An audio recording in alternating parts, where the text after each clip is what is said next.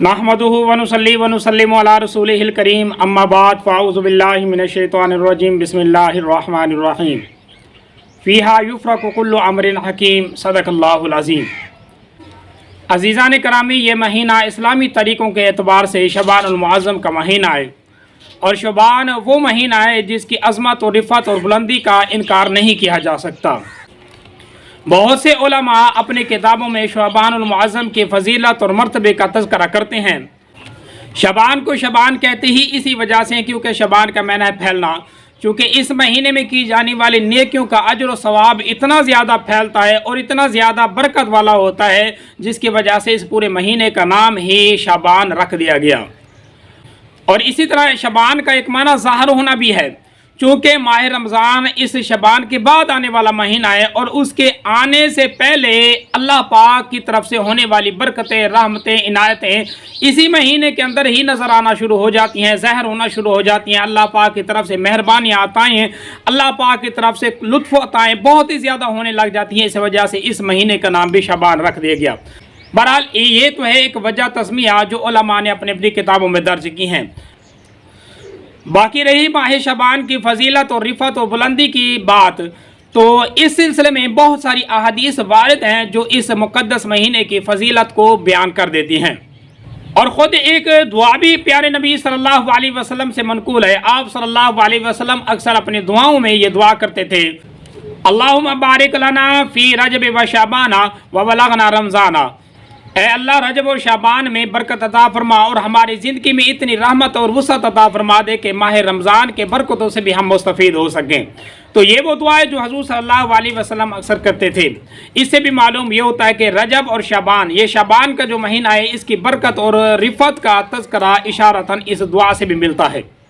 और इस माह शाबान की फ़जीलत का जो अंदाज़ा है वो इस बात से भी लगा सकते हैं कि खुद हज़रत बीबी आयशा रज़ी अल्लाह ताला अन्हा वो रिवायत करती हैं कि हुज़ूर सल्लल्लाहु अलैहि वसल्लम रमज़ानुल मुबारक के अलावा बाकी महीनों में सबसे ज़्यादा अगर किसी महीने में रोज़े रखते थे तो वो माह शबान के रोज़े रखते थे। यानी शबान में आप सल्लल्लाहु अलैहि वसल्लम के रोज़े रखना, आपकी इबादत करना बहुत ही ज़्यादा होती थी और आप सल्लल्लाहु अलैहि वसल्लम कसरत के साथ रोते रहते थे।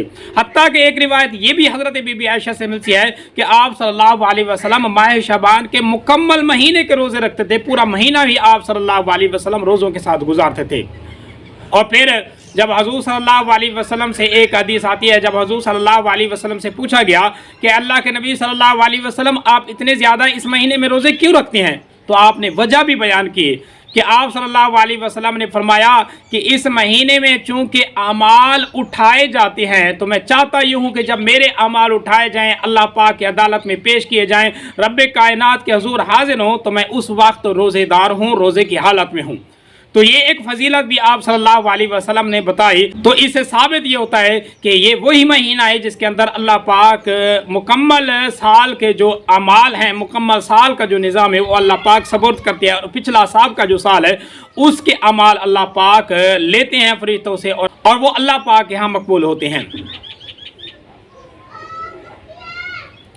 जैसे कि खुद कुरान मजीद में अल्लाह तबारक व तआला ने इरशाद फरमाया है, फ़ीहा युफ़रक़ु कुल्लु अम्रिन हकीम। अगरचे वो इशारतन एक रात की तरफ इशारा किया जा रहा है, उसके बारे में भी मैं अभी बात करता हूँ, लेकिन ये वही शबानुल मुअज़्ज़म है और इसी के अंदर वो रात है जिसके अंदर अल्लाह पाक साल के मुकम्मल काम फरिश्तों के सपुर्द करते हैं। और बाकी रहा मसला ये कि हुज़ूर सल्लल्लाहु अलैहि वसल्लम मुकम्मल रोज़े रखते थे। और इसी तरह एक और हदीस में भी आता है कि हुज़ूर सल्लल्लाहु अलैहि वसल्लम ने फरमाया कि कोई बंदा जब रोज़े न रखने लगे तो माह रमज़ान से पहले 2 या 3 दिन या 1 या 2 दिन माह रमज़ान से पहले वो रोज़े ना रखे और रोज़ों को छोड़ दिया करे।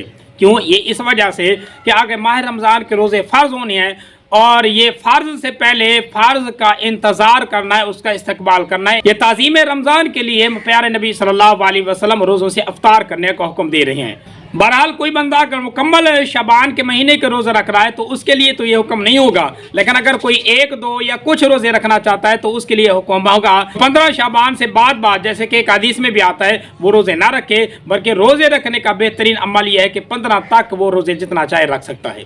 क्योंकि ये रोज़े शबान के हैं ही इसी वजह से, जैसे कि तिरमिज़ी शरीफ में एक हदीस भी है, हज़ूर सल्लल्लाहु अलैहि वसल्लम ने बयान किया है कि ये जो माह शबान के रोज़े हैं ये हैं ही रमज़ानुल मुबारक की ताज़ीम की वजह से कि माह रमज़ान आ रहा है और मुसलमानों ने रोज़े रखने हैं उस रोज़ों से पहले इंसान को चाहिए कि वो रोज़े रखने की आदत बना ले। जैसे कि एक बंदे पर जब कोई फ़र्ज़ लाजिम होता है तो उससे पहले वो उस फ़र्ज़ की तैयारी करता है। तो ये गोया कि माह शबान में रोज़े जो रखाए जा रहे हैं ये माह रमज़ान के रोज़ों की तैयारी के लिए रखवाए जा रहे हैं और उसके ताज़ीम के लिए रखवाए जा रहे हैं। फिर माह रमज़ान से चंद एक दिन पहले अल्लाह पाक रोज़ों से रुख्सत दे रहे हैं ताकि बंदा खा पी ले और तैयारी कर ले। जैसे ही रमज़ान मुबारक का महीना आए और बंदा तैयार होकर बड़े एहतमाम के साथ इस माह रमज़ान का मुकम्मल महीना रोज़ों के साथ गुजारे।